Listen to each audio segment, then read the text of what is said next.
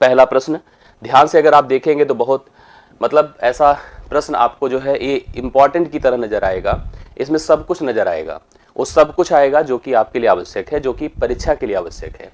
प्रश्न अगर देखेंगे तो आपको लिखा दिखेगा, यहाँ पर कंफर्म करिएगा सभी लोग कि क्या यहाँ पर पूछ रहा है और किस प्रकार की हमारी जरूरत है। निम्नलिखित में कौन सी एक अपरिमेय संख्या है, अर्थात it is asking about the irrational quantity.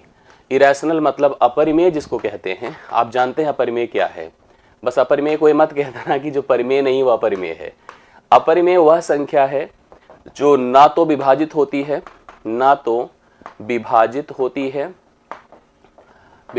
होती है और ना ही आवर्ती होती है, ना ही आवर्ती होती है। साधारण शब्दों में हम कह दें कि कोई भी भिन्न, चाहे वह पूर्णांक डायरेक्ट है मतलब बटा 1 के रूप में है या बटा कुछ और है, वह हमेशा एक परिमेय होती है। लेकिन अगर कोई ऐसा नंबर जो कि रूट में हो और नॉन परफेक्ट स्क्वायर हो, जैसे कि √2 है, √3 है, √5 है, मतलब इसमें हम √1 को छोड़ रहे हैं, √4 को छोड़ देंगे, √9 को छोड़ देंगे, जो पूर्ण वर्ग है उनको छोड़कर बाकी जितनी संख्याएं जो कि नॉन परफेक्ट स्क्वायर होती हैं वो सब की सब आपकी अपरिमेय होती हैं। अगर आपने इसका हल किया तो यहाँ पर एक चीज़ और, जो स्टोनो और ग्रुप सी दे रहे हैं उनके लिए भी बढ़िया है कि त्रिकोणमिति के कुछ कॉन्सेप्ट नजर आएंगे। त्रिकोणमिति के कुछ टेबल भी मतलब वो जो एंगुलर वैल्यूज है वो भी स्पष्ट हो जाएगी। जैसे अगर हम पहले ऑप्शन की बात करें, लिखा है tan 30 और tan 60, ये भी आप जान ही लीजिए। इसी तरह का त्रिकोणमिति आपसे पूछा जाएगा। tan 30 का मान भाई 1/√3 होता है, बैच में आज बताया भी गया था, और tan 60 का मान √3 होता है। मल्टीप्लाई कर दीजिए तो इसका मान 1 होता है। तो या तो बिल्कुल परिमेय है या हो नहीं सकती, इसको हटा दीजिए। दूसरे ऑप्शन की तरफ चलिए तो दूसरे ऑप्शन में लिखा है sin 30। sin 30 का मान आप कंफर्म करिए 1/2 होता है, यह भी परिमेय है, तो इसको भी खत्म कर दीजिए। अगला है tan 45। tan 45 का मान आपको पता है कि 1 होता है, यह भी एक परिमेय संख्या, इसको भी खत्म कर दीजिए। लास्ट चौथा हमारे पास है cos 30। cos 30 का मान होता है √3/2। √3/2 अब आप देखिए इस पैटर्न का नंबर आया, मतलब यह अपरिमेय है, डिवाइडेड बाई परिमेय हमेशा एक अपरिमेय होगा। तो इस प्रश्न का उत्तर कंफर्म आपको हो चुका होगा कि डी ऑप्शन है। डी ऑप्शन मतलब यहाँ पर कौन सा, चौथा ऑप्शन इस प्रश्न का उत्तर है, जो कि आप लोग cos 30 के रूप में देख पा रहे हैं। दैट इज फोर्थ, मतलब दैट इज अपरिमेय, मतलब ये cos 30 का मान आपका परिमेय है, बाकी सारी की सारी संख्याएं आपकी क्या है, परिमेय है। तो आप लोग इस तरह से इस प्रश्न का हल कर सकते थे, बता सकते हैं कि इसमें उत्तर क्या होगा। cos 30 का मान यहाँ पर एक अपरिमेय संख्या के रूप में है, जो कि यह √3/2 है, बाकी सब आपकी परिमेय हो गई। मेरे ख्याल से क्लियर हो गया होगा। किसी को कंफ्यूजन हो तो बता दें, अगर क्लियर है, समझ में बातें आई तो आप मुझे कंफर्म करें। मैं आगे बढ़ रहा हूं, अगले प्रश्न पर मैं पहुंच चुका हूं। अगला प्रश्न ध्यान से देखिएगा, जो आपके सामने एक इंपॉर्टेंट क्वेश्चन के रूप में नजर आएगा। इसमें कहा नीचे दी गई अभिव्यक्ति से इकाई का स्थान ज्ञात कीजिए, मतलब we need to get the unit digit of the given expression. हमें यूनिट डिजिट फाइंड करनी, अर्थात इस दिए गए समीकरण को या एक्सप्रेशन को देखकर आपको इकाई का अंक निर्धारित करके बताना है। फैक्टोरियल अर्थात क्रमगुणित का सिंबल अप्लाई किया गया है। फैक्टोरियल के बारे में आप थोड़ी सी जानकारी रख लीजिए, ये आपके लिए हमेशा काम आएगी, जिसको हिंदी में क्रमगुणित कहते हैं। यह क्रमगुणित होता क्या है, आप ध्यान से देखिएगा। जैसे हमें कभी कोई कहे n का फैक्टोरियल, मतलब n एक पूर्णांक है, इसका फैक्टोरियल होगा n into n-1, n-2 so on बढ़ते गए 3 × 2 × 1, मतलब अंत में 1 पहुंच जाना होता है। जैसे कोई भी संख्या अगर जहां से शुरू होगी वो अंत में 1 तक जाकर रुकेगी, वही उनके मल्टीप्लिकेशन जो होते हैं वो फैक्टोरियल का इवैल्यूएशन कराते हैं। जैसे 5 के फैक्टोरियल की बात करेंगे तो 5 × 4 × 3 × 2 × 1, ये 5 का फैक्टोरियल है। फिर आप आगे देखिए, जैसे जो हमसे कहा गया है इस प्रश्न को ध्यान से अगर हम देखेंगे, 1 का फैक्टोरियल 1 होगा, 2 का फैक्टोरियल 2 × 1 होगा, 3 का फैक्टोरियल 3 × 2 × 1 होगा, 4 का फैक्टोरियल 4 × 3 × 2 × 1 होगा, 5 का फैक्टोरियल 5 × 4 × 3 × 2 × 1। हमने जब प्रश्न पढ़ा था शुरू में ही देखा, यहाँ पर 1 factorial plus 2 factorial 3 factorial 4 factorial पहुँचते पहुँचते 20 फैक्टोरियल, अर्थात बीच में 5 का भी रहा होगा। कहने का अर्थ है कि 5 फैक्टोरियल से प्रारंभ होकर 20 फैक्टोरियल तक सभी के मान में 0 जरूर आएगा, मतलब अंत में 0 रहेगा। क्यों? किसी भी संख्या के गुणनखंडों में यदि 5 और एक सम संख्या दिख जाए, किसी भी संख्या के गुणनखंडों में यदि 5 और एक सम संख्या दिख जाए तो वह हमेशा 0 अपने अंत में इंक्लूड करता है। इसको याद रखिएगा। अगर कोई नंबर आपको अंत में 5 दिखाए और एक इवन नंबर दिखाए, मतलब सम दिखाए, इनका प्रोडक्ट अगर फैक्टर के रूप में रहेगा तो that number will always contain 0 in the end. हमेशा उसके अंत में क्या नजर पाएंगे आप लोग, क्या प्राप्त करेंगे, 0 प्राप्त करेंगे। मतलब 5 से प्रारंभ होकर 20 तक सभी के अंत में आपको 0 दिखेगा। तो कुल मिला के मेरे पास जो बचा 1 फैक्टोरियल, 2 फैक्टोरियल, 3 फैक्टोरियल और 4 फैक्टोरियल, इन्हीं के मानों को ध्यान से देखना है। यहां पर 20 की बजाय अगर 2000 फैक्टोरियल तक जाता तब भी हमारे पास रिजल्ट यही आता जो अभी आएगा। ठीक है, अब आप देखो 1 फैक्टोरियल 1 होता है, 2 फैक्टोरियल 2 होता है, 3 फैक्टोरियल 6 होता है और 4 फैक्टोरियल मल्टीप्लाई करें 24 होता है।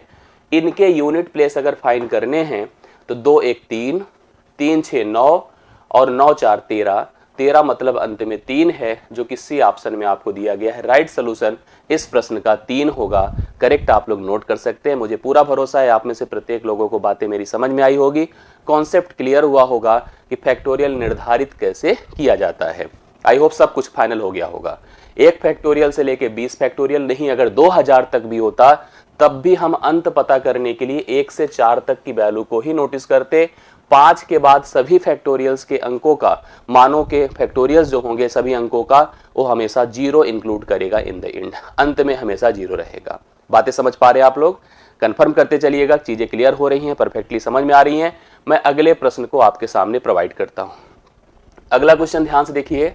लिखा है 8 है, 4 है, B है, 7 है, 8 है, कह रहा 11 से विभाजित है, 11 से कट जा रहा है, तो इस अननोन अर्थात B का मान आपको बताना है। कभी भी 11 की विभाज्यता आपको निर्धारित करनी है तो आप जो संख्या दी गई उसके इकाई से प्रारंभ कीजिए। इकाई से प्रारंभ करके एक एक अंकों के अंतराल पर सभी पदों को जोड़िए। इकाई से प्रारंभ करिए, 8 + B + 8 मतलब 16 + B हो गया।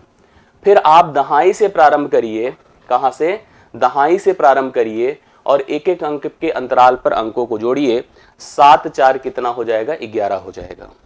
भैया अगर इसको आप दोनों का डिफरेंस करिए अर्थात अंतर करिए, अंतर या तो 0 आए या तो 11 आए या तो 22 आए, तभी वह संख्या 11 से कटेगी, अन्यथा नहीं कटेगी। अब आप ध्यान से देखा करो, कभी अगर मान लो छोटे में एडेड है तब तो कोशिश करके ऐसा कुछ जोड़ दो कि उसके बराबर हो जाए। जब बड़े में एडेड हो ऐसा कुछ प्रयास करो कि अंतर 11 आ जाए, अंतर 11 आ जाए। अगर हम ऑप्शन के सहारे चले, 4 जोड़ देंगे तो 20 होगा और 20 11 का अंतर 9 होगा। 6 जोड़ देने पर अगर हम इसकी जगह 6 रख देते हैं तो 16 6 22 होगा और 22 में अगर 11 घटाते हैं तो अंतर 11 आता है। अर्थात बिना किसी डाउट के हम कह देंगे कि B का मान 6 होगा। मतलब अगर B की जगह पर आप 6 रखे होते तो 16 6 जुड़कर 22 होता और नीचे जो हमारे पास दहाई के स्थान से हमने प्रारंभ किया था उनके योग के साथ जो डिफरेंस आता वह डिफरेंस आपका 6 जो था वह 11 बन जाता और 11 बनने का मतलब संख्या आपकी 11 से विभाजित हो जाती। आशा करता हूं समझ में आ रहा है। समझ में आ रहा है तो आप एक सक्रियता दिखाइए, कंफर्म करते चलिए। एक बार कंफर्म करिए, सबको क्लियर हुआ, सबको कंफर्म है। वीडियो को लाइक कर दीजिएगा, शेयर कर दीजिएगा। आप अपनी रिस्पॉन्सिबिलिटी निभाइए, बाकी हमारी तरफ से आपको कभी कोई कमी नजर नहीं आएगी। ठीक है, अगले प्रश्न पर मैं बढ़ता हूं। अगला प्रश्न बोर्ड पर आपके सामने है। एक बेहतर प्रश्न आपके सामने बोर्ड पर अवेलेबल है। जितने लोग कर सकते हैं प्लीज इसका उत्तर बताएं। जितने लोग कर सकते हैं इसका उत्तर बताएं। मुझे उम्मीद ज्यादा की है, अगर आप कर दे तो बहुत अच्छी बात है। मेरे सामने दिया है, देखो यहां पर 4th रूट, आप y की पावर 8 बराबर 225 है। कुछ बातें आपको जानना चाहिए इंडिसेस को लेकर के। कितने लोग को क्लियर है आप मुझे बताओ। अगर कभी लिखा हो nth root of m, nth root of m, that will always be m की पावर 1/n, मतलब that root will become the fractional power on the base. हमेशा वह आधार पर एक भिन्नात्मक घात बन जाता है। हम लोग प्रयास कुछ ऐसा इसके साथ भी करेंगे। यहां पर हम लिखेंगे y की पावर 8 और ये 4 बन जाएगा 1/4। यहां तक किसी को कंफ्यूजन नहीं होना चाहिए, उसके बिहाफ पर मैंने किया है। 4 दूना 8 होता है अर्थात y की पावर 2 हो गया बराबर 225 है। चलिए, समीकरण इस रूप में आपके सामने आपके पढ़ गया। याद रखना, जब भी कभी अगर कभी ऐसे लिखा हो a की पावर n या कुछ भी लिखा हो, सपोज करो a की पावर n बराबर अगर b है, a बराबर b की पावर 1/n बन जाता है। यही तरह से अगर हमको दिया है y स्क्वायर बराबर 225, दैट मीन्स y मतलब अंडर रूट 225 अर्थात 225 का वर्गमूल। अब आप ही बता दो y मतलब क्या होगा, अर्थात 225 किसका वर्ग है, आपको कंफर्म होगा कि 15 का वर्ग है। किसका वर्ग है भाई, 15 का वर्ग है, अर्थात y का मान आप में से प्रत्येक को कंफर्म हो गया होगा कि 15 होगा, जो कि ऑप्शन नंबर सी में दिया गया है। प्रॉपर आप एकदम प्रॉपर कैलकुलेशन आपने देखा, y की जगह पर हम क्या पुट करेंगे 15, अर्थात हमने कैलकुलेट किया इस चीज को। मेरे ख्याल से भी कंफर्म हो गया होगा, डन हो गया होगा। मैं अगले प्रश्न पर चलता हूं। आप देखिए एक बढ़िया सा क्वेश्चन आपके सामने 5वां नंबर बोर्ड पर अपीयर हो चुका है अब तक का। क्या कह रहा है सुनिए। हमसे कहा इस प्रश्न में क्या कि 3 व्यक्ति हैं ए बी और सी, व्यक्तियों के नाम ए बी और सी है। 8, 15 और 20 मिनट में एक वृत्ताकार ट्रैक का फेरा पूरा कर सकते हैं। देखो ये वृत्ताकार ट्रैक है, हम ए हैं, आप यहीं पर बी बन जाओ, हम यहीं पर सी बन जाए, मतलब 3 लोग यहां पर हैं। मैंने अगर ए से कहा कि तुम्हें अगर पूरा घूम के यहां से यहां तक आना है, तो कह रहा सर मेरे को लगेगा 8 मिनट, दूसरा कह रहा है मेरे को लगेगा 15 मिनट, और तीसरा कह रहा है मेरे को लगेगा 20 मिनट। मतलब सब अपनी चाल के अनुरूप यहां पर इस वृत्ताकार ट्रैक को पूरा कर लेते हैं, मतलब एक चक्कर लगाते हैं। कह रहे हैं कि वह एक निश्चित स्थान पर सुबह के 8 बजे अभी बैठे थे, यहीं पर बैठे थे।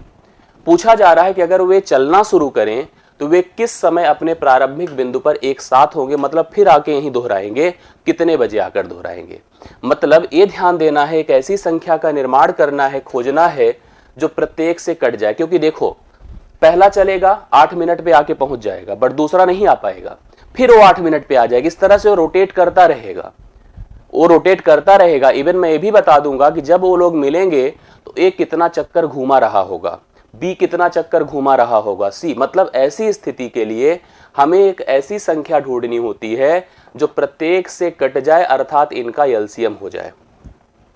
अगर मैं 8, 15 और 20 का एलसीएम निकालूं तो आप ही मुझे बता दो 120 होगा कि नहीं होगा। कैसे निकाला, अगर किसी को नहीं कन्फर्म है तो 8, 15 और 20 का एलसीएम निकालिए। कैसे, 2 चौके 8, 15, 10, ठीक है, 2 दूना 4, 15, 2 पंचे 10, 2 से 2 1 के 2, 15, 5, फिर 3 से 3 पचे 15, अंतिम में क्या होगा 5। देखो 2 दूना 4 दूना 8 3 24, पंचे 120, अर्थात 120 मिनट बाद यह स्थिति होगी कि जहां से उन लोगों ने प्रारंभ किया था उसी जगह आकर के फिर मिल जाएंगे। 120 मिनट का अर्थ होता है 2 घंटे, क्योंकि आपको पता होगा कि 1 घंटा बराबर 60 मिनट होता है। अर्थात अगर 120 मिनट की बात हम करेंगे तो हम इसको 2 घंटे की बात करेंगे। अगर वे सुबह 8 बजे एक साथ थे तो 2 घंटे बाद, अर्थात आप ही बता दो 10 बजे फिर से एक साथ हो जाएंगे।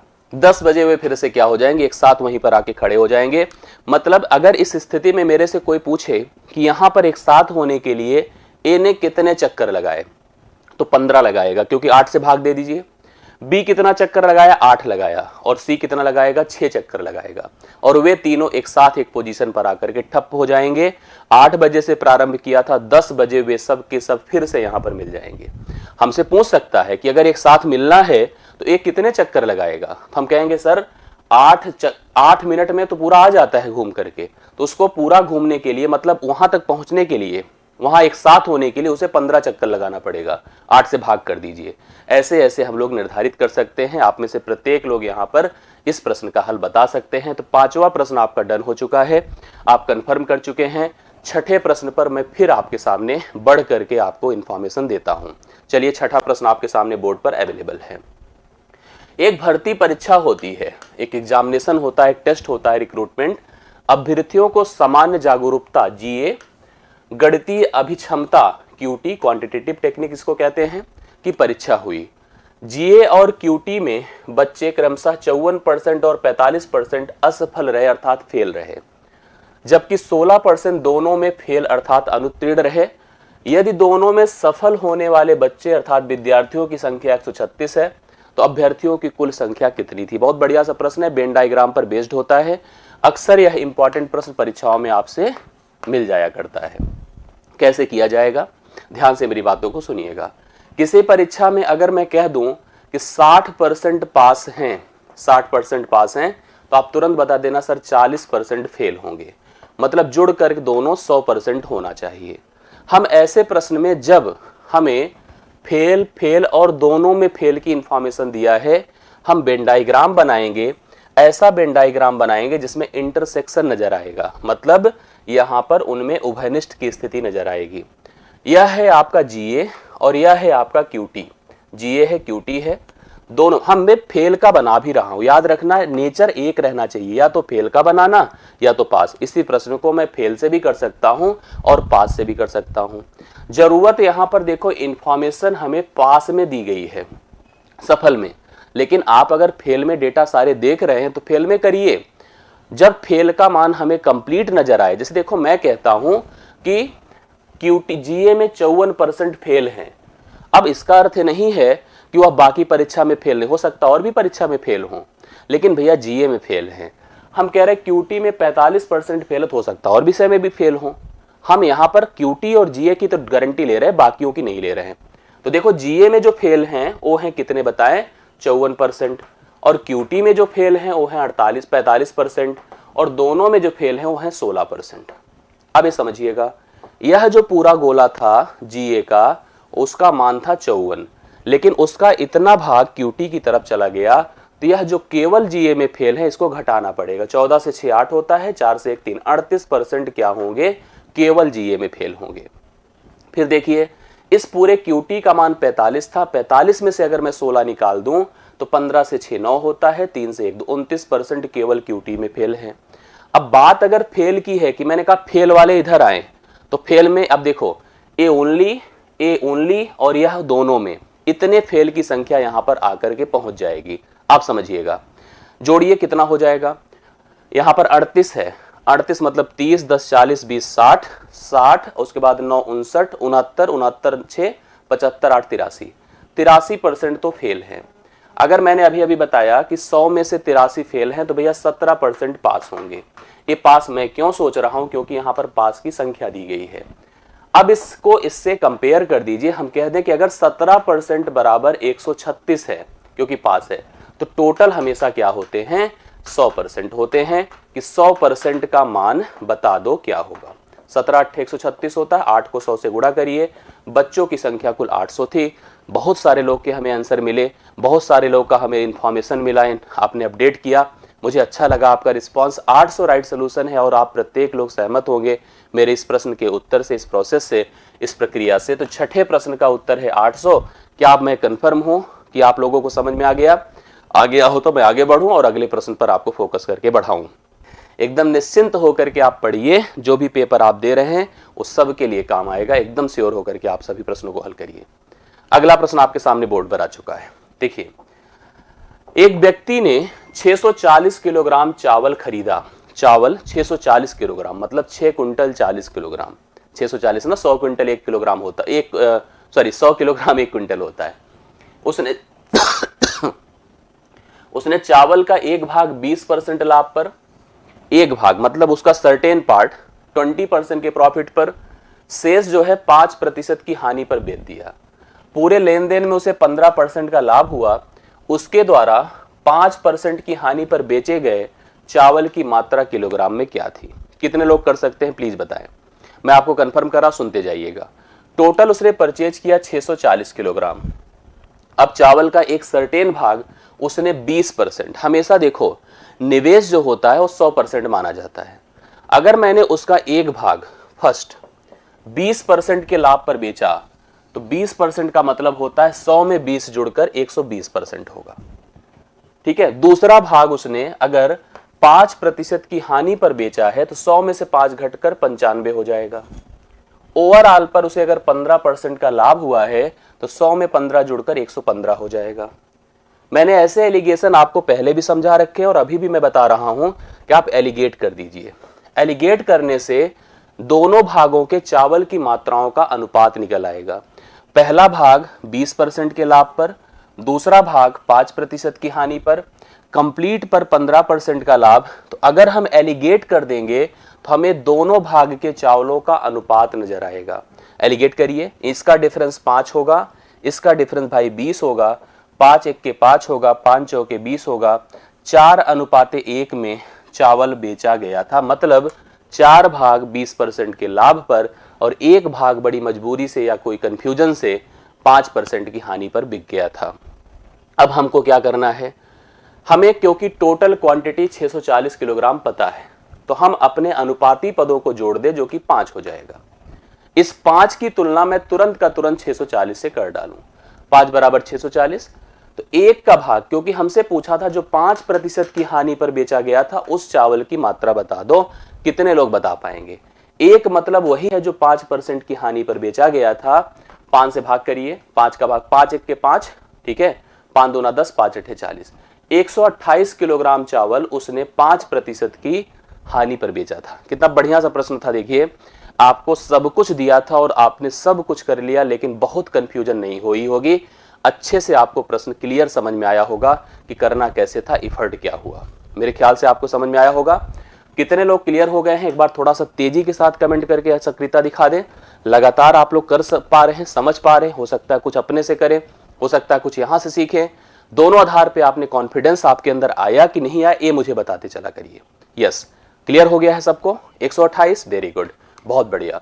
तो 7वें प्रश्न का राइट सोल्यूशन आपका हो चुका है 128 किलोग्राम। यही इस प्रश्न का राइट सोल्यूशन है और मुझे लगता है कि आपने प्रत्येक ने समझा भी है। अगला क्वेश्चन मैं लेता हूं। अब बताइए, अब देखिए इस तरह के प्रश्न डिस्कस किए जाते हैं, बहुत इंपॉर्टेंट है, इसको ध्यान से अगर देखेंगे तो बहुत क्लियर होगा। क्या है प्रश्न? देखिए, हम लोग किसी दुकान पर गए और हम बेसिकली क्या होते हैं? उपभोक्ता। हम कस्टमर नहीं, उपभोक्ता होते हैं। जो सामान हम लोग क्यों खरीदते हैं? कि हमें बेचना नहीं होता, हमें उपयोग करना होता है। पेन कापी जो आप खरीदते हैं, यू आर द कंज्यूमर, आप उपभोग करते हैं। दुकानदार कस्टमर होता है जब वो थोक विक्रेता से खरीदता है, क्योंकि उसे बेचना होता है। हम कस्टमर से ज्यादा कंज्यूमर होते हैं। मान लीजिए मैं कहीं पर जाऊं और मुझे अलग अलग प्रकार की छूट ऑफर की जाए, 50%, 50%, 60%, 40%, इस सतत छूटें हैं। सारी की सारी छूट कैसी हैं? एक कंटिन्यूअस डिस्काउंट, सक्सेसिव डिस्काउंट है, मतलब सतत छूट है, सतत है। 50 और 50 की लगातार, फिर किसी ने कहा 60-40 ले लो सर, फिर किसी ने कहा 70-30 ले लो, किसी ने कहा 1 खरीदो 4 पाओ मुफ्त में। 1 खरीदो 4 पाओ मतलब 3 मुफ्त में मिल जाए। अब हमें कौन सी छूट अच्छी लग रही है? मतलब हम कंज्यूमर के आधार पे, अर्थात हम अगर ग्राहक हैं तो हमारा अधिकार है छूट लेना, और हम किस छूट को प्रेफर करें? बड़ा कंफ्यूजन है यहाँ पर। अब देखिए, कहते हैं ना कि ज्यादा यहाँ पर रास्ते जब होते हैं तो we have a lot of confusion. हम कौन सी छूट लेकर आए? और देखो इतना कितना इसने घुमाया फिर आया है। इधर 50-50 100 होता है, 60-40 100 होता है, 70-30 100 होता है। बड़ा डाउट है कि यार इसमें लिया कौन सी छूट जाए। तो एक तो फ्लैट डिस्काउंट, मतलब पहली अगर यह एकल छूट दिया होता तो हमें दिक्कत नहीं थी। हमारे पास एक सूत्र होता है, a + b - ab / 100। हम इस फार्मूले का उपयोग कर सकते हैं। जैसे अगर 50-50 दिया है तो उसको लिख सकते हैं 50 + 50 - 50 × 50 / 100, अर्थात 50-50 100 हो गया, 2 शून्य खत्म, 25 घटे, इसका मतलब 75% हो गया। अगर आपको 60-40 दिया था तो आप लिख सकते थे 60 + 40 - 60 × 40 / 100। एक खत्म कर दीजिए तो 100 में से 24 घटेगा, 76 होगा। ठीक है। इसी तरह से अगर 70-30 दिया था तो 70 + 30 - 70 × 30 / 100। एक खत्म कर दीजिए तो 100 में से 21 घटेगा, तो इसका मतलब ये आपका कितना हो जाएगा? ये हो जाएगा आपका 79% छूट, 79%। अब जो 1 खरीदो 4 पाओ, मतलब हम दाम देंगे 1 रुपए और मिलेगा सामान 4 का, मतलब 4 रुपए, 4 सामान खरीद कर आप दाम 1 रुपए दे रहे हैं, अर्थात 3 की कमी है, 3 की छूट है। तो 3 × 100 / 4 कर दीजिए, 75% ये भी छूट हो जाएगा। अब इनमें से आपके हिसाब से कौन सी छूट परफेक्ट थी बताइए? आपके हिसाब से यहां पर अगर देखा जाए तो हम ग्राहक है तो हम अधिकतम छूट चाहते हैं। कौन सी छूट चाहते हैं? अधिकतम छूट। अब इससे देखिए आपको प्रॉब्लम तो ये हुई कि आपको बहुत काम करना पड़ा, सब में आपने कोशिश किया। देखिए ये है आपकी 75%, ये है 76%, ये है 79% और ये है 75%। आप किसको लेंगे? अगर ग्राहक है तो कौन सी लेंगे बताइए? आप हमेशा लड़ते नहीं छूट के लिए, हम तो लड़ते भाई, हम तो कहते इतना दो, कहता सर 10, हमने कहा नहीं 15, अगर 15 बोला तो हम कहेंगे नहीं 20, 20 बोला तो 25, छूट मांगना चाहिए। हम ज्यादा छूट की जिम्मेदारी, मतलब क्या जिम्मेदारी, ज्यादा छूट को हम लोग यहाँ पर डेडिकेटेड होकर मांगा करें, ये जरूरी होता है छूट के लिए। तो अब ज्यादा छूट के हिसाब से 79% छूट ये है। और अगर ग्राहक आप हैं तो अच्छे ग्राहक तभी कहलाएंगे जब आप इस कंडीशन में तीसरी छूट लेकर आएंगे, मतलब ओनली 3, डी ऑप्शन। हम डी लेकर आएंगे, और हम डी लेकर आएंगे तो हम घर में बड़े वैल्यूएबल पर्सन माने जाएंगे कि इसको भेजा करो यार, ये तो बहुत जानकार है, ये अच्छा व्यक्ति है, ये अच्छा हमारे घर का सबसे जिम्मेदार व्यक्ति है। अब समस्या आपके पास थी कि अगर हमको इस तरह का प्रश्न दिखेगा तो हम कितनी बार एफर्ट करेंगे। तो इसके लिए मैं आपको एक कंडीशन बताता हूं, तरीका बताता हूं, उसको ध्यान दिया करिए। देखिए सतत छूट में यदि योग बराबर है, यदि योग बराबर है, ये ध्यान दीजिएगा, तो जिसका अंतर अधिक है, अंतर अधिक है वही बेस्ट है। समझिएगा, जिसका अंतर अधिक है वही बेस्ट है।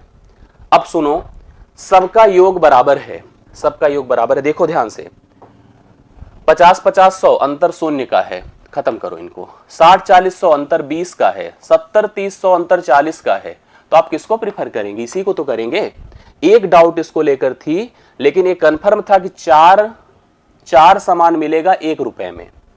भाई एक खरीदोगे 4 पाओगे, मतलब 4 सामान 1 रुपए में मिलेगा, एक का दाम पाएंगे देंगे और 4 सामान पाएंगे, तो मतलब 3 की कमी कर रहा है। तो 3 गुणे 100/4 कर दीजिए, तो 75% था। आपने देखा कि जोड़कर देखा सब बराबर थे, अंतर देखा जिसका अंतर ज्यादा है वही छूट ग्राहक के दृष्टिकोण से बेस्ट है। यही तरीका है। तो मुझे लगता है कि इसको आप समझ गए होंगे। अब जब प्रश्न मिलेगा तो हम करेंगे थोड़ी इतना तामझाम, हम केवल जोड़कर देख रहे हैं, सबके जोड़ बराबर हैं, तो जिसका अंतर कम है वही छूट सर्वाधिक आपके लिए उपयुक्त है। आप ग्राहक के तौर पर यहां पर समझ गए होंगे। कितने लोग समझ गए मुझे बता दे। अगर जोड़ बराबर है सतत छूटों का, तो जिसका अंतर सर्वाधिक होगा वही ग्राहक के दृष्टिकोण से बेस्ट और बेहतर माना जाएगा। समझ रहे ना? ये हो गया तरीका।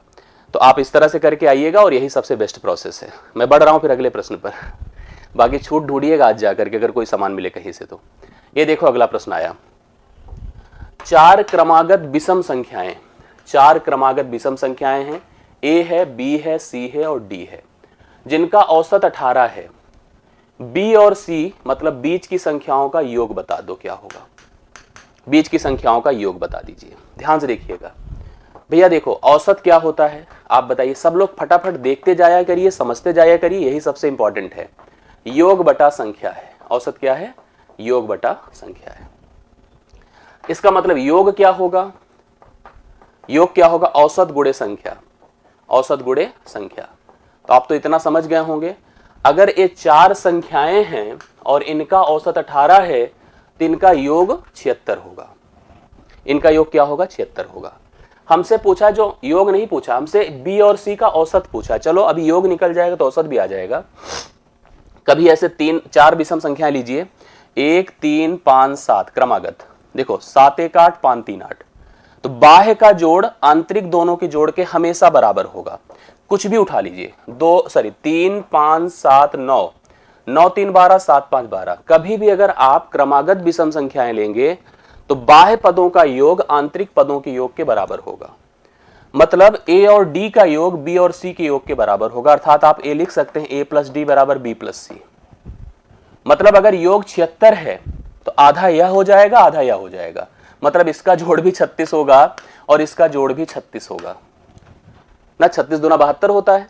अब 2 पद हैं, अगर योग 36 है तो बटा 2 कर दीजिए, तो औसत कितना होगा बताओ? 18 नहीं हो जाएगा? नहीं समझ में आया? समझ रहे ना? 76 नहीं, सॉरी 72। हाँ हाँ, 18 चौके 72 यार, ये और कॉन्फिडेंस में हो जाता है। हाँ 18 चौके 72 था। 72 के हिसाब से हमने कहा कि यह भी 36 होगा, यह भी 36 होगा। तो 36 अगर यह भी है, 36 यह भी है, जिनको हम देख रहे थे, 36 बटा 2 कर दीजिए, 18 हो जाएगा। मतलब बीच के, याद रखना कभी भी 4 क्रमागत विषम संख्याएं कभी भी कोई पैटर्न की उठा लीजिए। क्रमागत मतलब क्रम से आने वाली, बीच का गैप ही काम करेगा। 1 3 5 7, देखो 7 1 8 5 3 8, 3 5 7 9, 9 3 12, 5 7 12, हमेशा बराबर होगा। इनमें भी बराबर होगा, अर्थात ए प्लस डी बी प्लस सी के बराबर होगा। मतलब यह 36 तो यह भी 36, आधा आधा टुकड़ों में ब्रेक कर दीजिए, 36 बटा 2 कर दीजिए, औसत कितना हो गया? 18 हो गया। राइट सोल्यूशन क्लियर है? बात समझ में आई? आगे बढ़ जाइए। ये भी देखो, एक अच्छा सा प्रश्न आपके सामने है बोर्ड पर, आप लोग ध्यान से देखिएगा कैसे किया जाएगा। यस अनुपात यू, अनुपात बी, अनुपात W, मतलब 4 पद हैं जिनके अनुपात दिए हैं। बराबर क्या है? 2 अनुपात 9 अनुपात 6 अनुपात 7 है। ठीक है, 2 अनुपात 9 अनुपात 6 अनुपात 7 है। आगे पढ़िए। इसने हमसे कहा है कि S plus U plus V plus W अर्थात इनका जोड़ 864 है। सभी चारों पदों का जोड़ 64 है। कभी भी कुछ पदों का अगर अनुपात दिया हो, उनका योग दिया हो, तो हम क्या कर सकते हैं, हम उन पदों को जो हमारे पास योग के रूप में दिया उनको डिस्ट्रीब्यूट करके अलग अलग लोगों के मान निकाल सकते हैं। इसके लिए प्रोसेस, भाई अनुपात का काम ही होता है बंटवारा करना। तो ये चारों पदों में इस रूप में बट जाएगा जिनका योग 864 है। अनुपाती पदों को जोड़ो, 9 2 11 6 17 7 24, सही है ना जोड़। अनुपाती पद 24 है और एग्जैक्ट जोड़ 864 है। थोड़ा इसको एक का मान निकालिए। 2 बराह में 24 होता है, सॉरी 12 दूना 24 करो, 12 सत्ते 84, 84 2 86, 12 दूना 24, 36 हो जाएगा। अर्थात 1 बराबर 36 है। 1 बराबर 36। अगर 1 बराबर 36 इसने पूछा yes plus you plus W, yes plus you plus W, तो यस का मान, यू का मान, डब्लू का मान, 2 का मान, 9 का मान और 7 का मान। 9 2 11 7 18, तो 18 बराबर क्या होगा? 18 छक्के 108, कैरी 10 होता है। 18 तिया 54 में 10 जोड़ दीजिए, 64 हो जाएगा। 648 है। क्या आप सहमत हैं मेरी बात से? 10वें प्रश्न का सही उत्तर आपने नोटिस किया कितना आ रहा है? 648 है। बी ऑप्शन आप लोग परफेक्टली उतार लीजिए। इस बी ऑप्शन को, इस प्रश्न का हल बेसिक सा था, योग था, अनुपात था। मैंने यहाँ पर अनुपाती पदों को हिसाब से कंपेरिजन करके हमने एकल वैल्यू निकाली, यूनिट मान निकाला, और फाइनली हम लोग क्या कर रहे हैं कि हम जैसे हमने क्या किया, जो हमें फाइन करना था उन पदों के हिसाब से आंसर निकाल दीजिए। तो मैं कह रहा था कि यह आपका सही प्रश्न आपको सही उत्तर दे रहा है। आप लोग नोटिस करिए 10 प्रश्न आपके डन हो चुके इस सेशन के, आज की श्रृंखला के। मैं फिर बढ़ रहा हूं। 11वां प्रश्न आपके सामने बोर्ड पर आ चुका है। बहुत बढ़िया सा प्रश्न है। क्वेश्चन करिए। एज रिलेशन में फिर लिख दे रहा हूं, इट्स मोस्ट इंपॉर्टेंट। 100% एक प्रश्न आपकी परीक्षा में पूछा जाएगा, कोई भी पेपर आप दे रहे हैं। एज रिलेशन में 3 बातें ध्यान रखनी है। एक तो वर्तमान, जहां पे हम लोग रहते हैं, जो हमें पसंद नहीं होता। एक तो पहले और एक बाद। ये 3 बातें आपको दी होती हमेशा। इस प्रश्न में कहा है 2 व्यक्ति हैं ए और बी, जिनकी आयु का अनुपात 7 साल पहले उनकी आयु का अनुपात 2:3 था। मतलब 7 साल पहले 2 और 3 के अनुपात में थे। 3 वर्ष बाद उनकी आयु का अनुपात 5 क्या हो गया? 7 हो गया। मतलब 7 साल पहले उनकी आयु का अनुपात 2:3 था और अभी 3 साल बाद उनकी आयु का अनुपात क्या हो गया बताएं? 5:7 हो गया।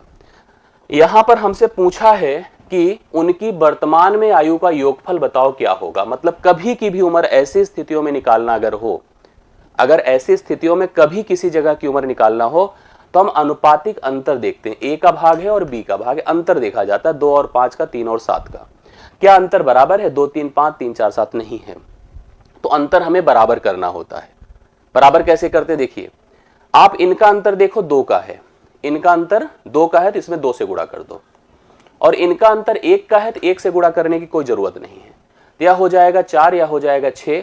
तो मतलब यह 4 और 6 बन जाए, जो 2 3 था, यह 5 और 7 रहने दीजिए। अब अंतर देखिए 4 1 5 6 1 7, मतलब 1 का अंतर दोनों में बराबर हो गया। और अब एक चीज मुझे बताइए आप लोग कमेंट करके, यहां से यहां तक का गैप कितना है? 7 साल पहले 3 साल बाद में कितने साल का गैप है? 10 साल का। कितने साल का? 10 साल का। 10 साल का गैप है। तो हम कहेंगे जो 1 है, जो डिफरेंस है अनुपातिक, वह 1 के 10 के बराबर है। अगर हमें वर्तमान में जोड़ पूछा है तो हम कभी का जोड़ निकाल दे। जैसे हम 7 साल पहले का जोड़ निकाल दें तो 7 साल पहले अनुपात क्या थे? 6 और 4, 6 4 10 होता है, 10 बराबर 100 हो जाएगा। मतलब ये हो गया 7 वर्ष पहले योग क्या था? 100 था। अब अगर वर्तमान में हमको योग निकालना है, वर्तमान में मतलब 7 साल बाद अगर योग निकालना है तो दोनों में 7 7 जुड़ जाएगा। दोनों में 7 7 जुड़ेगा कि नहीं जुड़ेगा? दोनों में 7 7 जुड़ेगा, अर्थात 14 जुड़ जाएगा, और 14 जोड़ दीजिए तो 114 हो जाएगा। मैंने आपको कल बताया था इस पर कि कैसे दोनों में होता है। जैसे मान लो मैंने कहा 2 लोग हैं, वर्तमान में उनकी आयु का योग 40 है, 10 साल बाद उनकी आयु का योग क्या होगा? तो 10 पहले में भी जुड़ेगा, 10 दूसरे में जुड़ेगा, अर्थात 40 20 60 हो जाएगा।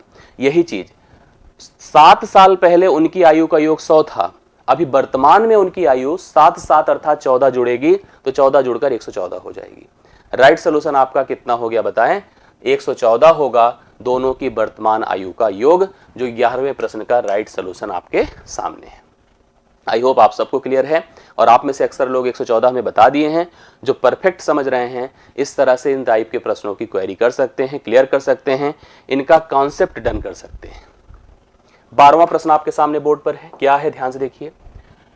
ए जो है, ए एक कार्य को 20 दिन में करता है, बी जो है उसी कार्य को 14 दिन में कर सकता है। भाई दो अलग अलग व्यक्ति हैं, ए की क्षमता है कि वह 20 दिन लगाएगा और बी कहता है हम भैया 14 दिन में कर पाएंगे।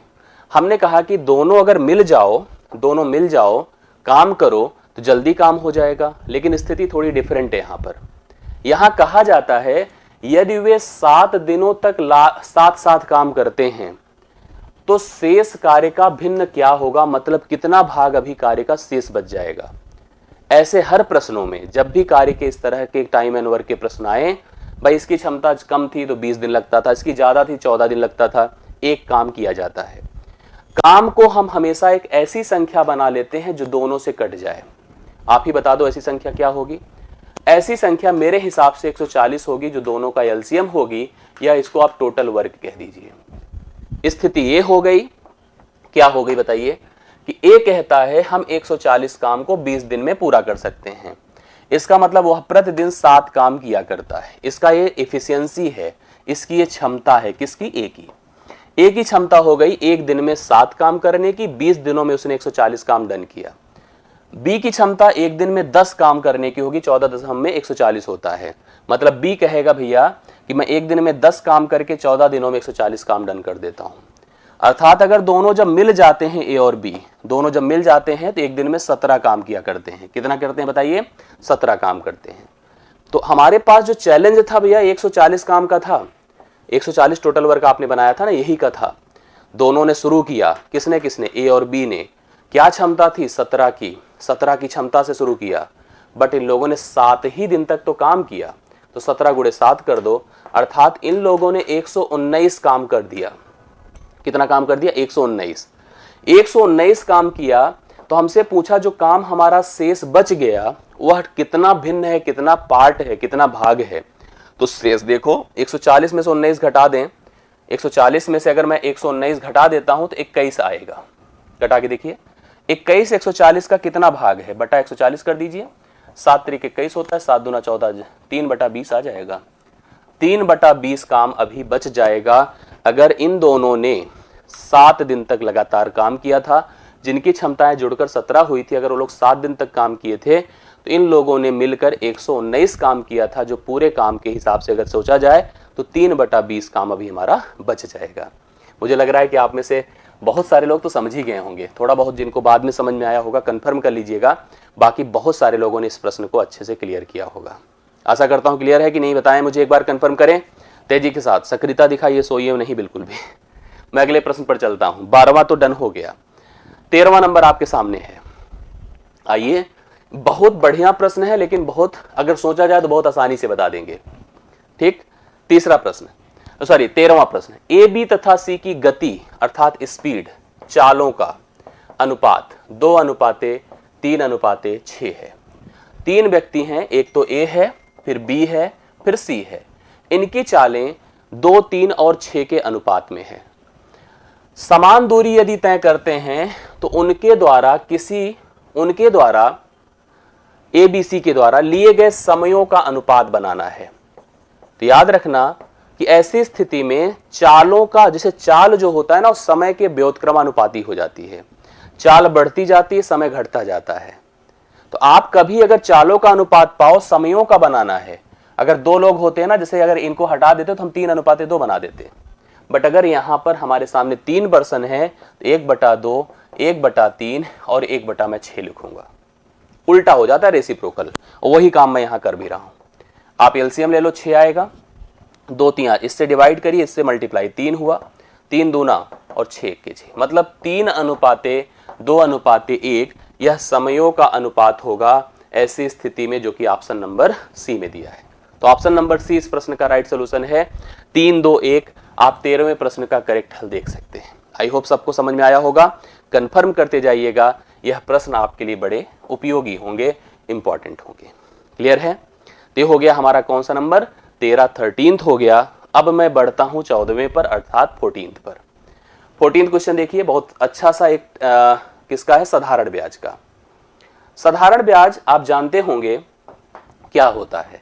साधारण ब्याज, कोई धनराशि निवेशित की जाती है किसी निर्धारित समय के लिए किसी निश्चित दर % ब्याज के लिए, तो ब्याज होता है साधारण ब्याज। लिख देता हूं मैं, आपको पता होगा अक्सर लोगों को, साधारण ब्याज बराबर मूलधन गुणे दर गुणे समय बटा 100। लेकिन हमेशा हम लोगों ने डिस्कस किया है कि ब्याज एक्चुअली वृद्धि होती है जिसमें दर के साथ समय इन्वॉल्व हो जाता है, उसी को हम लोग ब्याज कह देते हैं। और साधारण ब्याज प्रतिवर्ष समान होता है, मतलब जो ब्याज पहले साल वही दूसरे वही तीसरे वही लगातार हमें मिलता रहता है। जबकि चक्रवृद्धि में आपको पता है कि ब्याज हर साल बढ़ता रहता है। हमको कोई फार्मूला नहीं अप्लाई करना है। यहां स्थिति पढ़िए, कंडीशन क्या है। कोई धनराशि थी, कोई आपका धन है, साधारण ब्याज की दर से पहले 4 वर्षों के लिए 5% वार्षिक है, मतलब दर जो है चेंजेबल है। तो पहले दर जो है 4 वर्षों के लिए 5% है, अगले 3 वर्षों के लिए 8% है, और 7 साल से अगर आप ऊपर जाएंगे तो आपको 10% ब्याज दे। ऐसा करते हैं लोग कि जिससे रिकवरी जल्दी हो जाए, नहीं तो रिकवरी नहीं होगी, पता चले कि जो है पैसा देके भूल जाते हैं लेने वाले। यदि 10 वर्षों में अवधि में उस धनराशि से अर्जित साधारण ब्याज रुपए 1850 है, तो वह धनराशि क्या होगी। मैं एक बात आपको बता दूं, कभी जैसे अगर आपको कहा जाए सर 10% की दर है और 2 वर्ष का समय है, तो आपको मैं बताऊं इनको मिला दिया करिए, दर गुणे समय कर दीजिए, तो आपको 20% ब्याज टोटल दिखेगा। याद रखिएगा, हमारे सामने स्थिति क्या है, आज आप एक इन्वेस्टमेंट कर रहे हैं और 4 साल तक 5% की ब्याज से दर रहेगा। 4 साल के लिए, 4 वर्ष के लिए 5% का ब्याज दर है। देखिए ध्यान से, 4 वर्ष रहेगा और 5% की ब्याज दर, मतलब यहां से ब्याज मिलेगा 20%। अगले 3 वर्षों के लिए ब्याज दर है 8%। 8% तो 8 त्रिक कितना हो जाएगा, 24%। 4 3 7 साल हो गए, अभी 10 साल तक हमें पहुंचना है, 10 साल का उधार है। इसने कहा 7 के बाद ब्याज दर 10% हो गई है, 10 वर्षों का उधार था, मतलब अभी 3 वर्ष और बचे हैं, और इस दौरान ब्याज दर 10% हो जाएगी, अर्थात यहां से ब्याज 30% मिलेगा। यही आपको ध्यान देना है इस प्रश्न में। यहां पर जो मैं बता रहा हूं, इस प्रश्न को ध्यान से सुनिएगा। पहले 4 साल के लिए 5% था, अगले 3 साल के लिए 8% था, 7 साल अगर आप आगे जाएंगे तो ब्याज दर 10% हो जाएगी। तो यहां से तो आपको 20% मिलेगा, यहां 24% मिलेगा, और यहां पर आपको 30% ब्याज मिलेगा। टोटल जोड़िए ब्याज कितना मिला, जोड़ के बताइए। 30 20 50 20 70 4 74% ब्याज मिला, और यही आपका साधारण ब्याज है, यही साधारण ब्याज है।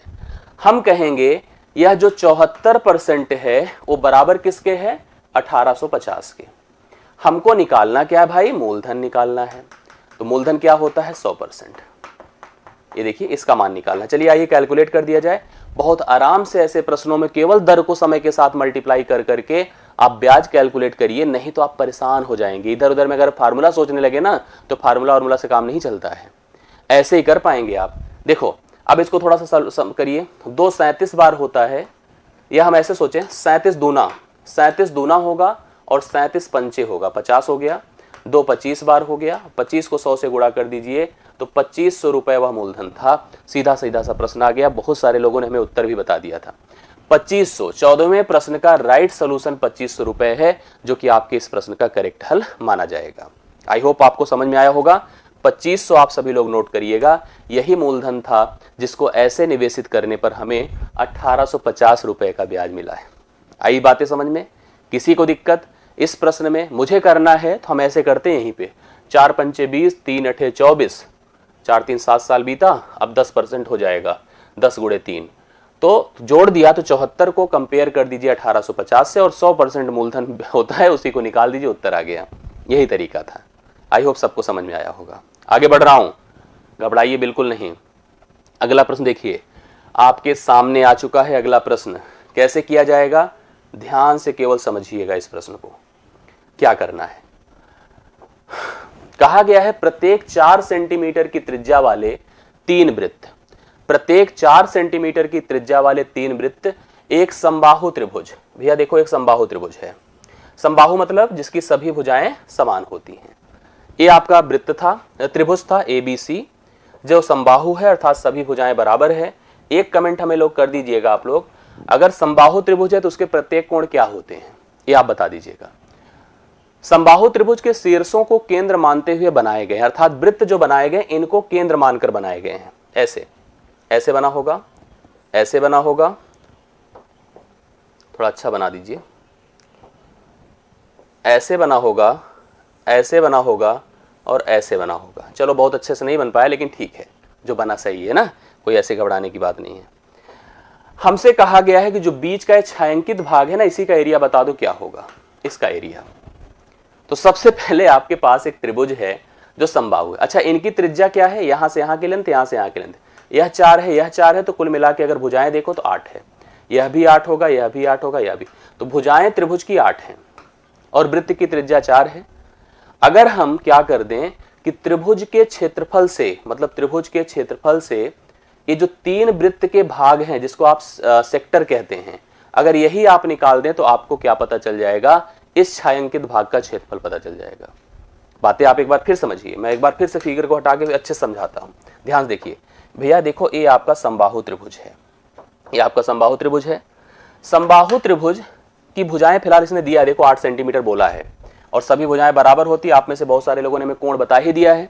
मैंने सबको केंद्र मान करके एक एक वृत्त बनाया, ये देखो ये वृत्त बनाया, ये ऐसे, और सबकी त्रिज्या 4 रखी, 4 रखी, 4 रखी, 4 रखी, 4 रखी, वैसे भी भुजा 8 हो जाती। इसने हमसे कहा जो बीच का भाग है, कितना आसान सा प्रश्न, देखो ए वाला आपको क्षेत्रफल पता करना है। इसके लिए मैं क्या करूंगा, पहले तो त्रिभुज का क्षेत्रफल निकालूंगा, एरिया ऑफ ट्रायंगल ABC। त्रिभुज का क्षेत्रफल कल मैंने डिस्कस किया था, आज भी मैं बता दूं, √3/4 a वर्ग। त्रिभुज का क्षेत्रफल क्या होगा, √3/4 a वर्ग, मतलब √3/4 गुणे a मतलब 8, 8 का वर्ग 64, 4 16 बार 64, 16√3 हो गया। मतलब इस त्रिभुज का क्षेत्रफल 16√3 हो गया। अगर इस त्रिभुज से हमारे पास जो ये वृत्त वाले भाग हैं, अगर इनको मैं घटा दूं तो हमारा काम हो जाए। एक बात मुझे बताइए, कभी देखिए ऐसे अगर वृत्त बना है, वृत्त की सतह है, वृत्त के दो के, अगर ये जाकर के यही वाला पार्ट मैं कर रहा हूं वृत्त का क्षेत्रफल क्या होता है, πr² होता है। बट अगर यहां कोण दिया है ना, तो ए वाले जो हमारे पास आर्क बेस्ड हमारा वृत्तखंड बनता है, उसका क्षेत्रफल जो हो जाता है वो θ/360 गुणे πr² होता है। सुनिए, यहां पर मैंने इसलिए आप लोगों से पूछा था, ए भी 60 होगा, ए भी 60 होगा, ए भी 60, अर्थात तीनों बराबर होंगे। तो लिख दो 60/360, मतलब 1/6 है, सीधा सीधा लिख दीजिए क्या मतलब है, गुणे पाई r मतलब 4 का वर्ग। लेकिन आप गुणे कितना कर दीजिए, 3 भी कर दीजिए। क्यों कर दीजिए, क्योंकि 1 2 3 है भैया, 1/6 है, गुणे पाई है, गुणे 16 है और गुणे 3 है, 3 दूना 6 है, 2 चौके 2 8 16 है, मिला के 8 पाई हो जाएगा। कितना हो गया, 8 पाई। मतलब अगर इसका और इसका क्षेत्रफल निकालेंगे तो मिला के 8 पाई हो गया। कैसे, 60/360 1/6 हुआ, 1/6 हुआ, और ये है कितने, 3 हैं, और हमने कहा पाई r वर्ग मतलब 4 का वर्ग। हल करिए इसको, क्या हो जाएगा, 3 दूना 6 और 4 चौके 16, 2 8 16, 8 पाई। तो हम क्या करें, इसमें से 8 पाई घटा दें। 8 पाई घटाने का मतलब 8 अगर कॉमन कर लो तो 8 कॉमन करने से 2√3 - पाई हो जाएगा, जो आपको कहां पे दिख रहा है, बी ऑप्शन में। बी ऑप्शन इस प्रश्न का राइट सोल्यूशन होगा।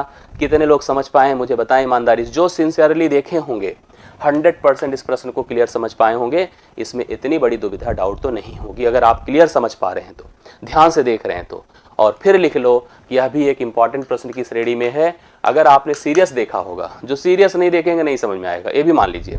जो सीरियस देखेंगे भाई उनको कंफर्म क्लियर समझ में आएगा। तो ये प्रश्न का हल आपका बी ऑप्शन है। आप सभी लोग इस प्रश्न का उत्तर नोट कर लीजिए, बी ऑप्शन आपके सामने है। फिर आपने एक सबलंब की बात करते हैं। समलंब बेसिकली, समलंब को हम ट्रेपीजियम बोलते हैं अंग्रेजी में, लिखा होगा देखिए ट्रेपीजियम। ट्रेपीजियम एक ऐसा हमारा चतुर्भुज होता है जिसमें 2 भुजाएं तो समांतर होती हैं लेकिन 2 असमांतर होती हैं। इसका मतलब समांतर भुजाएं कभी बराबर नहीं होती हैं, इसी को समलंब चतुर्भुज कहते हैं।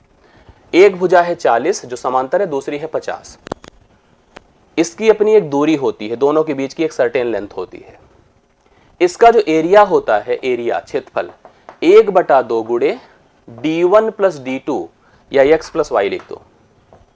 मतलब समांतर भुजाओं की दूरी गुणे उनके बीच की, समांतर भुजाओं की लंबाई गुणे उनके बीच की दूरी। एरिया की जगह दिया क्या है 180। 180 बराबर 1/2, समांतर भुजाएं 40 और 50 है, मतलब 90 हो जाएंगी, गुणे डी, मतलब ये दूरी ही पूछा है, मतलब ऊंचाई पूछा है, यही जो लेंथ है यहां से यहां तक वही पूछा है। ये 45 हो गया, 45 चौके 180 होता है, 4 बराबर डी है, अर्थात उनकी ऊंचाई क्या हो जाएगी 4 हो जाएगी। ये तो फटाफट बता दिए आप लोग, क्या बात है। ये तो आ गया उत्तर, बी ऑप्शन है राइट सोल्यूशन। 16वें का कितना हल हो गया बताएं, 4 है, बी ऑप्शन करेक्ट हल इस प्रश्न का बन जाएगा, जो आप लोग उतार सकते हैं। समलंब चतुर्भुज का कि 2 समांतर भुजाएं दिया था, उसका क्षेत्रफल दिया था, उनके समांतर भुजाओं के बीच की दूरी आपसे पूछा गया था। इस फार्मूले को याद रखिएगा, क्षेत्रफल समलंब चतुर्भुज का 1/2 समांतर भुजाओं का योग गुणे उनके बीच की दूरी, दैट इज द रूल। यही इसका फार्मूला है, यही इसका प्रोसेस है। आगे बढ़िए, ये भी एक अच्छा प्रश्न है, दिमाग लगाओगे तो जरूर आएगा, और नहीं लगाओगे भाई तो नहीं आएगा, दोनों बातें होती हैं। एक घन समझते हैं क्यूब, ये देखिए ऐसे होता है, ऐसे भुजाएं सब बराबर होती हैं, ये है डाइस की तरह होता है, ऐसे है घन। इसमें सभी भुजाएं बराबर होती हैं, मतलब भुजा आपकी मान लो ए है, लंबाई चौड़ाई ऊंचाई तीन की तीनों डायमेंशंस इक्वल होती हैं, इसी को घन कहते हैं। घन का जो आयतन होता है, क्या होता है आयतन, वह होता है ए क्यूब। ए क्यूब मतलब ए गुणे ए गुणे ए, जैसे घनाभ होता है तो लंबाई गुणे चौड़ाई गुणे ऊंचाई होता है, वैसे घन में ए गुणे ए गुणे ए क्यूब होता है। हमसे कुल पृष्ठीय क्षेत्रफल, 2 तरह से पृष्ठीय क्षेत्रफल पूछा जाता है, सरफेस एरिया। एक तो लेटरल सरफेस एरिया, मतलब चारों दीवालों का क्षेत्रफल, जो 4a वर्ग होगा, और अगर टोटल सरफेस एरिया पूछेगा तो 6a वर्ग पूछेगा। मतलब हम लोगों को आयतन देकर के टोटल सरफेस एरिया पूछ रहा है इस प्रश्न में। आप आइए, आयतन मतलब a क्यूब बराबर, भाई बिना a निकाले थोड़ी कर पाएंगे, 81√3। बड़ा कंफ्यूजन है, डायरेक्ट किसी का क्यूब परफेक्ट क्यूब है नहीं, लेकिन हम करेंगे a बराबर 81 की पावर 1/3 और गुणे √3 है, तो वो तो ऑलरेडी देखो, इसको हम लिख सकते हैं ऐसे 3 की पावर 1/2, तो ये हो जाएगा 3 की पावर 1/6। कैसे हो जाएगा, क्योंकि 1/2 गुणे 1/3, यह जो क्यूब है ना ये दोनों में अप्लाइड हो जाएगा। यह जो क्यूब है ये दोनों का यहां पर अप्लाइड हो जाएगा। फ्रैक्शनल पावर मैंने इसके पहले वाले प्रश्न में कुछ देर पहले भी डिस्कस किया था, इसमें दिक्कत नहीं होनी चाहिए। अब सुनिए, जो 81 होता है वो 3 की पावर 4 होता है, और पावर कितनी लगी है 1/3, और यहां पे क्या है 3 की पावर 1/6 है। फिर इसको लिख सकते हैं 3 की पावर 4/3 गुणे 3 की पावर 1/6। आधार अगर बराबर होते हैं तो घाते जुड़ जाती, अर्थात 3 की पावर 4/3 प्लस 1/6, 6 चौके 24, 3 27/18 है, मतलब 3 की पावर 27/18 है, तो 9 दूना 18 है, 9 त्रिक 27 है, मतलब 3 की पावर भैया 3/2 है। यही भुजा है, यही क्या है कुल मिला के भुजा है, और उत्तर बहुत सारे लोगों ने बता दिया। अब जब भुजा हो गई तो हमको निकालना है टोटल सरफेस एरिया, मतलब 6a वर्ग। ए मतलब 3 की पावर 3/2 की पावर 2, मतलब 6 गुणे 3 की पावर 3/2 गुणे 2 है, 2 2 से कटा, तो 6 गुणे 3 की पावर 3 27 हो गया, 6 सत्ते 42, 6 दूना 12 4 16, 162 आ जाएगा।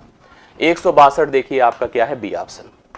इस प्रश्न का उत्तर 162 है, जो कि आपके सामने है। कितना बताएं कैसे आया, हमने भुजा निकाला और भुजा को लाके इस फार्मूले पे सब्स्टिट्यूट कर दिया, आपके सामने उत्तर आ गया।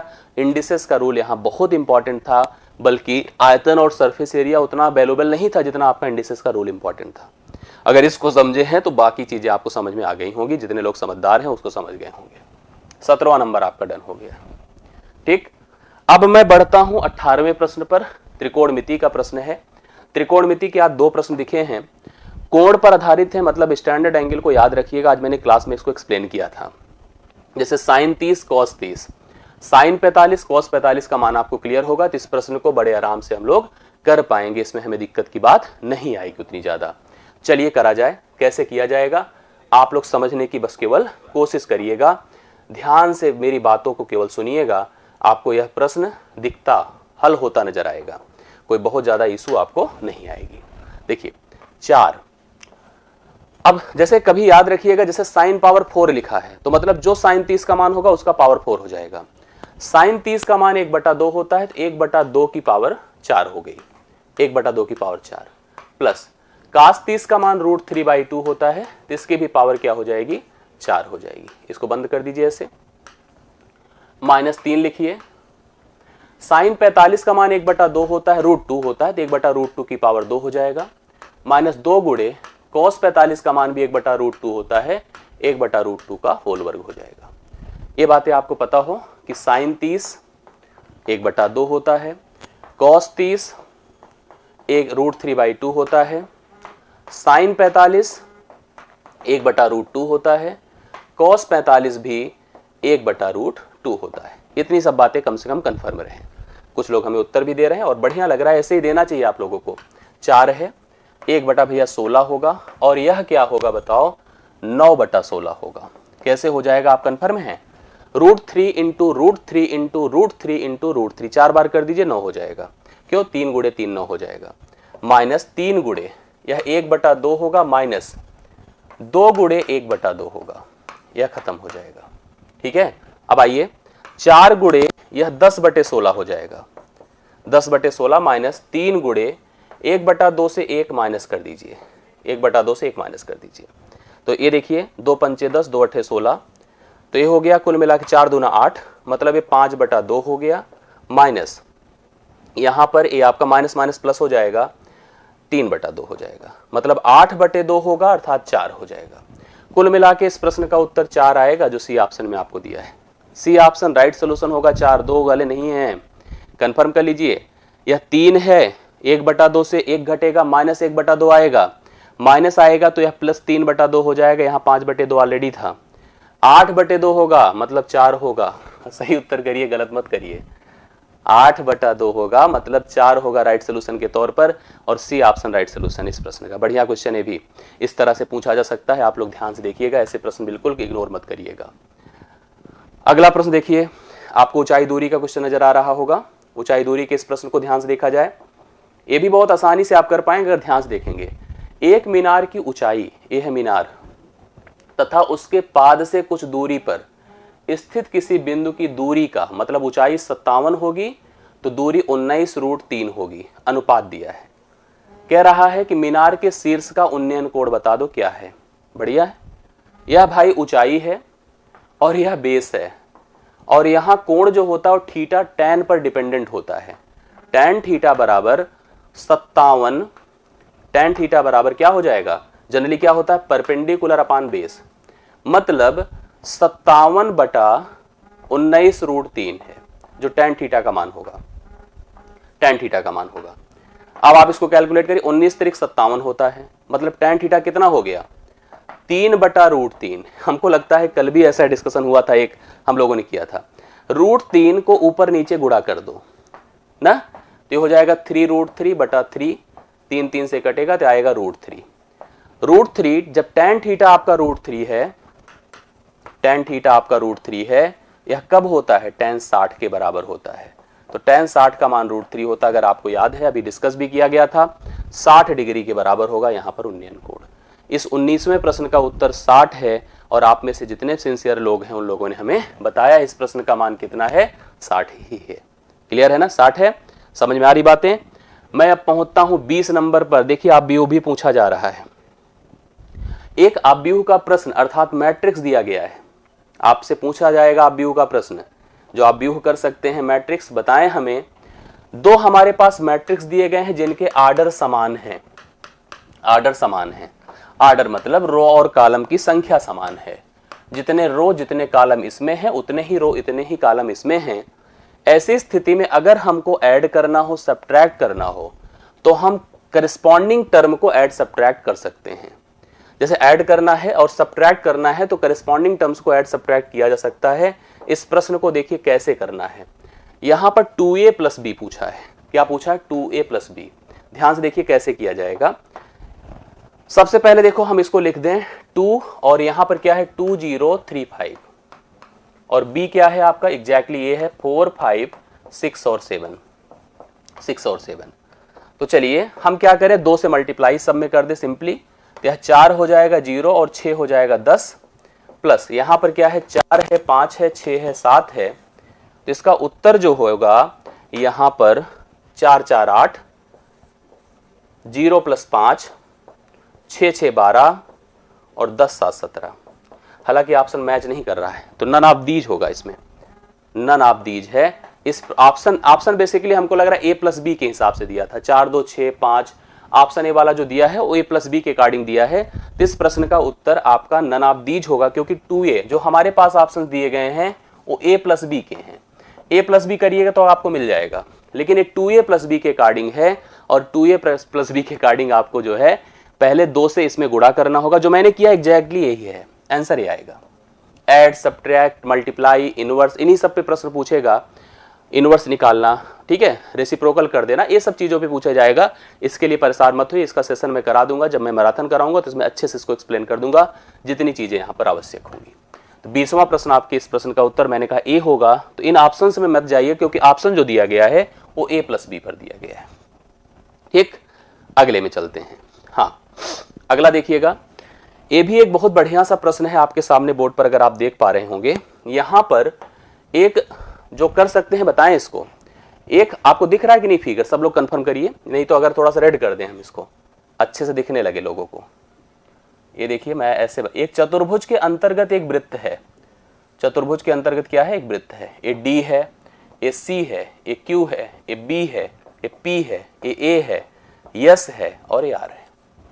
कुछ जानकारियां दी गई हैं, उन जानकारियों को ध्यान से देखिए। उसके पहले एक बात जान लीजिए, कभी कोई वृत्त है, वृत्त के बाह्यता कोई बिंदु है, वृत्त की सतह पर डाली गई स्पर्श रेखाएं हमेशा बराबर होती हैं। अगर A है और B है तो PA = PB होगी, स्पर्श रेखा हमेशा बराबर होती है। वृत्त की सतह पर वृत्त के बाह्यता किसी बिंदु से डाली गई स्पर्श रेखाएं सदैव बराबर होती हैं। तो मैंने बता दिया कि यहां पर बराबर की स्थिति इसमें लगेगी। हमको कहा गया AB आपका 10 है, मतलब यहां से यहां तक 10 है, ठीक है। CD 7 है, यहां से यहां तक 7 है, ठीक है। SD मतलब इतना भाग आपका 4 है, SD 4 है। AS 5 है, मतलब यह भाग 5 है। हमसे पूछा BC की लंबाई बता दो। BC मतलब यहां से यहां तक की लंबाई क्या होगी। आइए कर दिया जाए, मैं बर्बल बता दूं, देखिए कैसे होगा। देखो भाई, अगर इसको बाह्यता बिंदु सोच रहे हैं और यहां से यहां तक 5 है तो यह भी 5 होगा, यह भी 5 होगा। और सुनिए, अगर ये टोटल 10 है और ये भाग 5 है तो यह भी 5 हो गया। और अगर आप यहां से इसको भी स्पर्श रेखा सोचे, यह 5 है तो यह भाग भी 5 हो गया। और सुनिए, यह अगर आपका 4 है तो यह भी 4 हो गया, क्योंकि यहां से भी तो स्पर्श रेखा पड़ रही है। और अगर टोटल 7 है तो यह 4 हो गया, तो यह 3 हो गया। और अगर यहां से यहां तक 3 है तो यह भी 3 हो गया। और हमें इसकी लेंथ पूरी बतानी है, तो 5 3 क्या होता है, 8 होता है। 5 3 क्या होता है, 8 होता है। करेक्ट आंसर है ना। 8 जो बता रहे हैं एकदम सही बता रहे हैं। ध्यान से देखिए कैसे कैसे किया गया। मैंने स्पर्श रेखा का कॉन्सेप्ट अप्लाई किया है, याद रखिएगा, ये सब कॉन्सेप्ट काम आते हैं परीक्षा में। याद रहेगा, क्लियर रहेगा तो आप करके आएंगे, नहीं तो फिर ऐसे ही चला जाएगा, ठीक है। आंसर क्या हुआ, 8 आएगा, 8.5 नहीं आएगा, 8 लगाइएगा करेक्ट आंसर के तौर पे। ये हो गया भैया 21 नंबर। 22 देखिए, चलिए 22 पर आ गए हम लोग। एक रेखा x अक्ष को, x अक्ष मतलब ये देखो होता है x अक्ष है, को 2 बिंदु पर, x अक्ष को 2 बिंदु -3,0, तो अगर यह y अक्ष है ना तो -3,0 यहां कहीं होगा। x अक्ष को -3,0 और y अक्ष को 0,6 मतलब यहां कहीं पर काटती है। यह रेखा है वह जो जा रही है -3,0 और 0,6 पर काटती है। तो भैया उस रेखा का समीकरण बता दीजिए। याद रखिएगा, मैं एक बात बताना चाहता हूं। एक रेखा अगर x1 y1 और x2 y2 अर्थात 2 बिंदुओं से होकर जाए, हालांकि वो तो वैसे ही करा जा सकता था, वो भी आराम से, तो उस समय एक सूत्र आपको दिमाग में रखना चाहिए। क्या रखना चाहिए वो भी लिख लीजिए आप लोग। सूत्र होगा y - y1 बराबर y2 - y1 अपान x2 - x1 into x - x1। यही फार्मूला आपके 2 बिंदुओं से होकर जाने वाली सरल रेखा का समीकरण होता है। हम डायरेक्ट भी कर सकते थे, क्योंकि इसमें तो डायरेक्ट हो जाएगा, बट आप देखो x1 y1 और x2 y2, अगर इसके हिसाब से जाते हैं तो लिखेंगे y - y1 कितना है 0 बराबर y2 मतलब 6 - y1 मतलब 0 बटा x2 मतलब 0 माइनस x1 तो +3 हो जाएगा, minus minus +3 x minus x1, x1 कितना है -3, तो x +3 हो जाएगा। ठीक है, अब सुनिए इसी को हल कर डालिए, ये हो गया y और ये हो गया 6/3 मतलब 2 और यह है x +3, ये सरल रेखा आपकी हो गई। y बराबर 2x + 6, देखो है कहीं पर y बराबर 2x + 6, D option, D option right solution है। यस सही उत्तर क्या है 22वें प्रश्न का y बराबर 2x + 6, ये सही उत्तर है। आप सभी लोगों ने कंफर्म कर लिया है, राइट सोल्यूशन आपके सामने डी ऑप्शन है। और मैं अब बढ़ूंगा 23 पर। एक बढ़िया प्रश्न आपके सामने देखिए, एक फिगर दिख रहा होगा पाई चार्ट का। पाई चार्ट आपको 2017 के लिए सॉफ्टवेयर कंपनी के व्यय का विभाजन प्रदर्शित करता है। इस आरेख का अध्ययन कीजिए। व्यय लाख में है, आपको दिख रहा है कि नहीं विजिबल प्रॉपर। कर है मानव संसाधन, प्रशिक्षण, यात्रा, आउटसोर्सिंग, आधारिक संरचना, बिजली, कर, इस तरह से दिया गया है लाखों में खर्च। प्रश्न कैसे होंगे देखिए, आपको पता है पाई चार्ट पर 360 डिग्री के माध्यम से प्रेजेंट किया जाता है। पहला प्रश्न है दूसरा सर्वाधिक व्यय, ये बहुत आराम से कर सकते, किस मद पर किया गया। सबसे ज्यादा कहां हुआ है, मानव संसाधन 500 लाख, कर पर 450 है, यहां 400 है यात्रा पर, तो कर पर दूसरा सर्वाधिक व्यय। सबसे ज्यादा में अगर होता तो मानव संसाधन होता, दूसरा सर्वाधिक खर्च कर पर हुआ है, तो कर इस समय इस प्रश्न का उत्तर होगा जो कि ए ऑप्शन में है।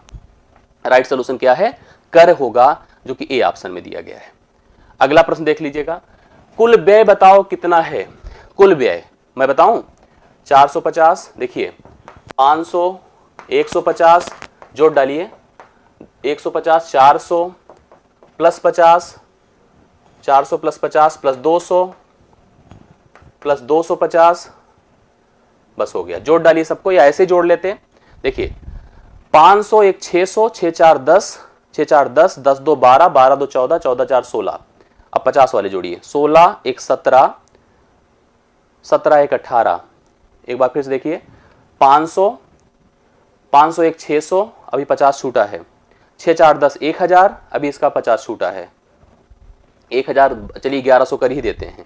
2 13, 2 15, 4 19 1 20, 2000, 2000 टोटल खर्च है। कितना है 2000, तो 2000 यहां पर इस प्रश्न का राइट सोल्यूशन हो जाएगा, जो टोटल खर्च है। लास्ट क्वेश्चन इसका और देख लीजिएगा, कंफर्म हो जाए। जैसे अभी टोटल खर्च हम लोगों ने दिया था 2000, टोटल कितना था 2000 अभी बनाया था। कह रहा है प्रशिक्षण का प्रतिनिधित्व करने वाले क्षेत्र का केंद्रीय कोण बता दो। प्रशिक्षण कहां है, यहां पर देखो, दिख सही बात नहीं रहा, 150 है प्रशिक्षण, क्या है 150 है। इसका केंद्रीय कोण हमको बताना है। जैसे अगर किसी का परसेंटेज बनाना होता है, उतना गुणे 100 बटा टोटल करना होता है, जो मान है उतना गुणे 100 बटा टोटल करना होता है। जब आपको सेंट्रल एंगल अर्थात केंद्रीय कोण बनाना है, तो जो मान आपका है, जैसे देखो प्रशिक्षण पर कितना है 150, 150 गुणे आप 360 कर दो, क्योंकि इसका सेंट्रल एंगल 360 होता है, बटा आप 2000 कर दीजिए। देखिए 2 शून्य ऐसे खत्म हो गए, 5 या 15 होता है, 5 चौके 20 होता है, 4 9 36, 9 3 27, 27 डिग्री इसका केंद्रीय कोण बनेगा, जो कि ऑप्शन नंबर ए में दिया गया है। मैथ मैं यहीं पे समाप्त करता हूं, इसके बाद पूरी क्लासेस लगातार आपकी कंटिन्यू चलती रहेगी। अभी के लिए इतना है मेरी तरफ से। बाकी आपको कैसा सेशन लग रहा है इसको लास्ट में जरूर बताइएगा।